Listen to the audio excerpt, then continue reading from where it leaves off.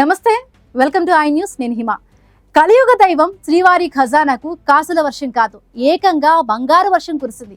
ఓ అజ్ఞాత భక్తుడు ఏకంగా 121 కిలోల మేలిమి బంగారాన్ని స్వామివారికి కానుకగా సమర్పించి తన అనంత భక్తిని చాటుకున్నారు.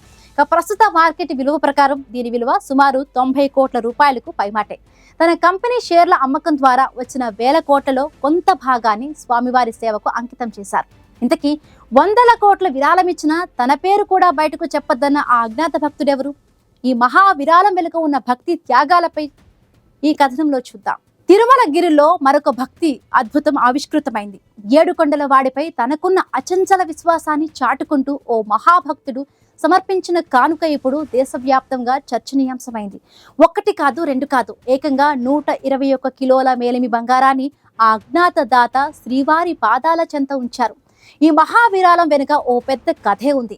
ఆ భక్తుడు ఇటీవల తన కంపెనీకి చెందిన షేర్లను విక్రయించగా దీని ద్వారా సుమారు 6,000 కోట్ల రూపాయల భారీ మొత్తం సమకూరింది. ఆ దైవ ప్రసాదంగా భావించిన సంపదలో కొంత భాగం తిరిగి ఆ స్వామివారికి సమర్పించాలని సంకల్పించారు. ఆ సంకల్ప బలమే ఈ 121 కిలోల స్వర్ణరాశి.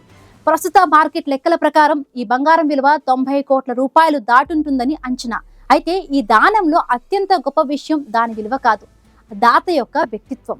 కుడి చేత్తో ఇచ్చింది ఎడమ చేతికి తెలియకూడదు అనే నానుడి అక్షరాలా పాటిస్తూ తన పేరు, ఊరు, కనీసం తన ఉనికిని కూడా బయట పెట్టవద్దు అని ఆయన టీటీడీ అధికారులను కోరారు. పేరు ప్రఖ్యాతులకు ప్రచారానికి ఆమడ దూరంలో కేవలం స్వామివారిపై భక్తితో నిస్వార్థ సేవా నిరతితో ఈ గుప్తదానం చేశారు. ప్రపంచంలోని అత్యంత సంపన్న దేవాలయంగా పేరుగాంచిన తిరుమలకు రోజు కోట్లాది రూపాయల విరాళాలు వస్తూ ఉంటాయి. కానీ ఇలాంటి మహా విరాళాలు అత్యంత అరుదు.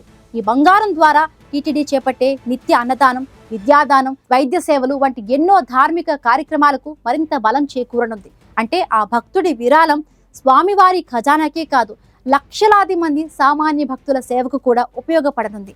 భక్తిని డబ్బుతో కొలవలేరు అంటారు, కానీ తాను ఆర్జించిన సంపద దైవ కృప వల్లే సాధ్యమైందని నమ్మి అందులో కొంత భాగాన్ని తిరిగి భగవంతుడికి, సమాజ సేవకు అంకితం చేయవచ్చని ఆ అజ్ఞాత భక్తుడు నిరూపించారు.